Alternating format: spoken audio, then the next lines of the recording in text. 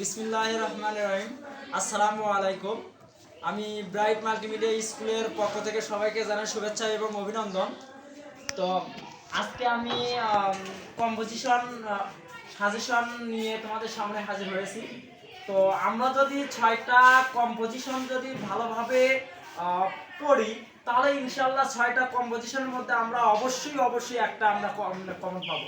তো আমাদের কিন্তু যেহেতু হাতে একেবারেই সময় নেই, 21 তারিখ থেকে এসএসসি পরীক্ষা, অবশ্যই 6টা কম্পোজিশন কিন্তু পড়তেই হবে। আর একটা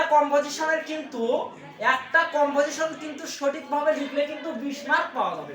তো সেহেতু কম্পোজিশন কোনো বাদ দেওয়া যাবেই না। তো আমাদের কিন্তু দেখতে হবে কোন 6টা কম্পোজিশন আমরা পড়বো।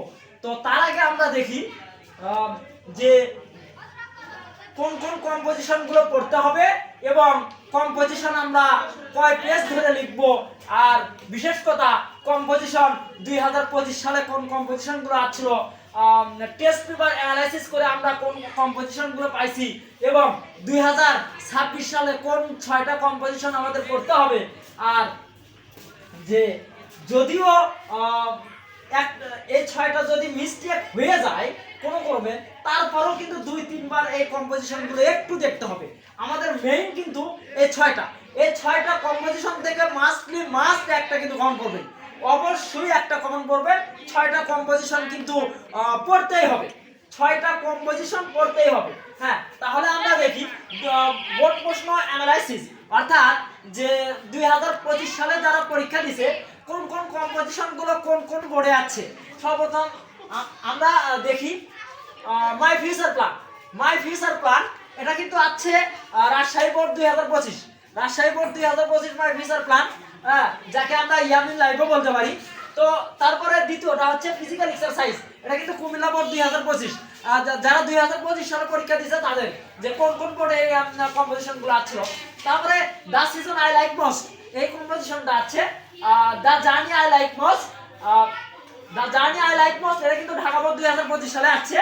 আর রিডিং নিউজ পেপার, এটা কিন্তু সিলেট বোর্ড 2025 সালে আসে।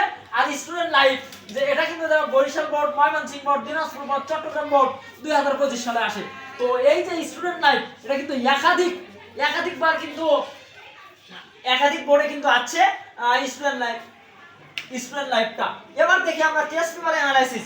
আচ্ছা, যে এই কম্পোজিশন গুলো টেস্ট পরীক্ষায় কোন কম্পোজিশন গুলো বেশি আসছে, আমরা সেই কম্পোজিশন গুলো দেখি। যে স্টুডেন্ট লাইফ, হ্যাঁ, the season, the use of computer, হ্যাঁ, এটাও আছে। সায়েন্স ইন এভরি লাইফ, তারপরে বলা হচ্ছে population problem in Bangladesh, T plantation, the season I like most, the journey I like most, childhood memories. Test paper analysis করে দেখা যায় এই 8টা কম্পোজিশন ঘুরে ঘুরে আসছে 8টা কম্পোজিশন টেস্ট পেপার অ্যানালাইসিস করলো। তাহলে আমাদের 2016 সালে কোন কোন কম্পোজিশন গুলো পড়তে হবে। তাহলে 2016 সালে আমরা দেখবো যে ফিজিক্যাল এক্সারসাইজ, খুবই ইম্পর্টেন্ট ফিজিক্যাল এক্সারসাইজ। তারপর দেখতে হবে the season I like most, দ্বিতীয়। তারপর আমাদের দেখতে হবে the journey I like most, চতুর্থ নম্বরটা আমাদের দেখতে হবে রিডিং নিউজ পেপার, পঞ্চম নম্বর সায়েন্স ইন এভরি লাইফ, আর ষষ্ঠ নম্বর স্টুডেন্ট লাইফ। হ্যাঁ, এই 6টা কম্পোজিশন যদি আমরা সুন্দরভাবে পড়ি, আশা করা যায় এই 6টা কম্পোজিশনের মধ্যে থেকে যে কোনো একটা আমাদের কমন আসবেই। হ্যাঁ, আর কম্পোজিশনে কিন্তু 20 মার্ক কখনো হাতছাড়া কিন্তু করা যাবে না। হ্যাঁ, তারপরেও আমাদের কিন্তু 2 থেকে 3 বার হলেও পড়ে রাখতে হবে এই কম্পোজিশন গুলো। যেমন মাই ফিউচার প্ল্যান, হ্যাঁ, the game I like most, tree plantation, my favourite hobby, population problem in Bangladesh, childhood memories. এগুলো তেমন ইম্পর্টেন্ট নয়, আমাদের ইম্পর্টেন্ট হচ্ছে এই 6টা কম্পোজিশন ইম্পর্টেন্ট, কিন্তু এক নজরে হলেও এগুলো একটু পরীক্ষার আগে দেখে যেতে হবে। কিন্তু আমাদের এই যে 6টা কম্পোজিশন আছে, এই 6টা কম্পোজিশনের মধ্যে মাস্ট একটা কিন্তু আমরা কোড পাবো। অবশ্যই এই 6টা কম্পোজিশন ওকে করে আমরা কেন্দ্রে যাব অবশ্যই, তাহলে আমরা কিন্তু এই 6টার মধ্যে একটা কমন পাবো এবং আমরা কিন্তু আমাদের কিন্তু 20 মার্ক কমপ্লিট হয়ে যাবে। তো আসলে আজকে আমি কম্পোজিশন নিয়ে আলোচনা করলাম।